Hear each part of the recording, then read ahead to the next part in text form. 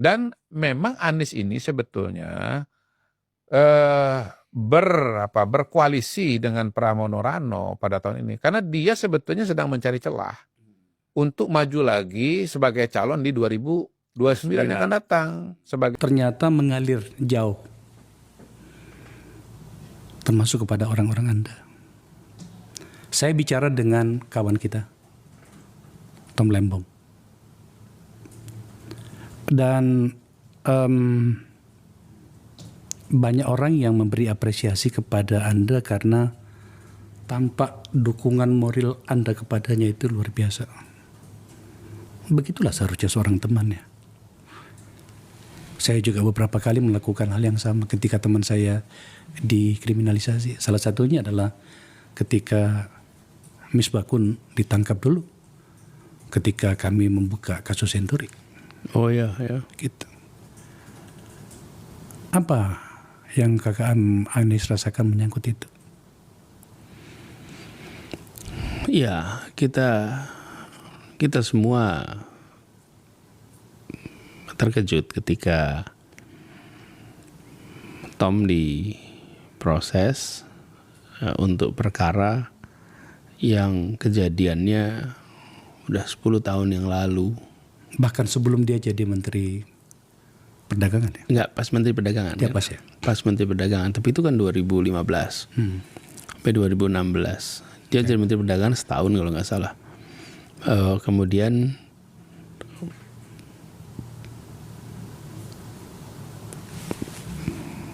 ada laporan masyarakat mengenai masalah itu, dan laporan BPK ada, dan lain-lain itu. Yang kita melihat ada apa ya itu? Kok kemudian Tom mendadak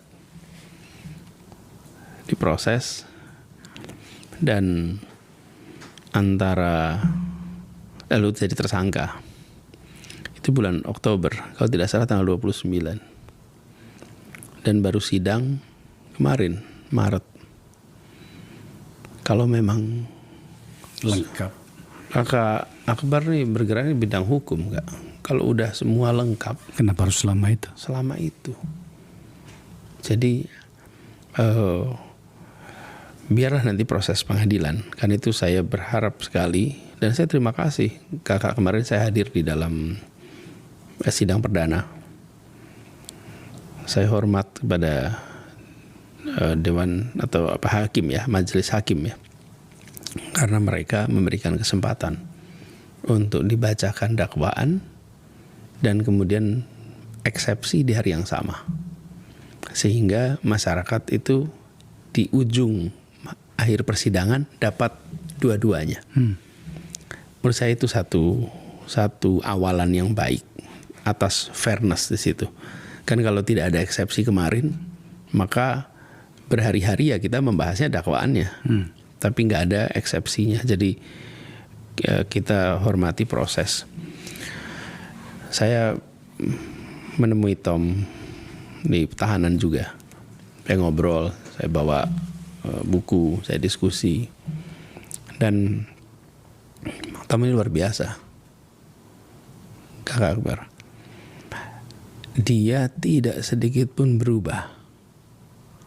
Gak ada rasa marah pada Republik.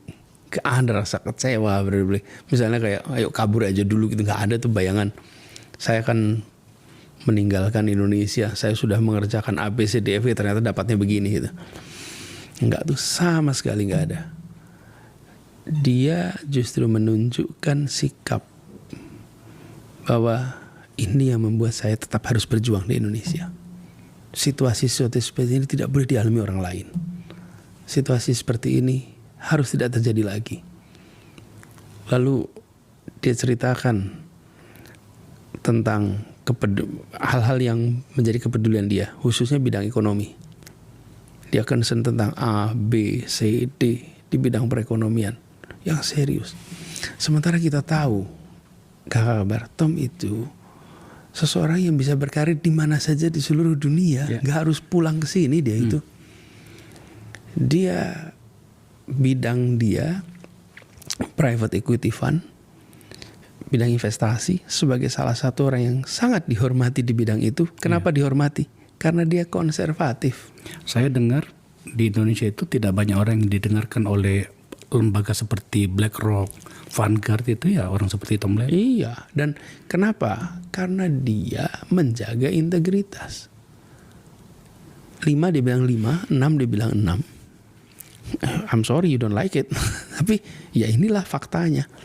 Dan dia jaga itu puluhan tahun. Jadi ketika sampai ke sini juga, sampai pada peristiwa ini, saya yakin apabila ini pure persoalan hukum, insya Allah ujungnya baik.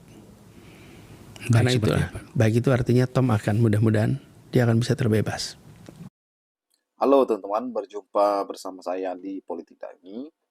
Luar biasa sekali bagaimana Bang Akbar ya itu mewawancarai Anies Baswedan, ya tokoh yang sangat diidolakan saat ini teman-teman, dan tokoh yang diharapkan maju di kontestasi Pilpres 2029 nanti.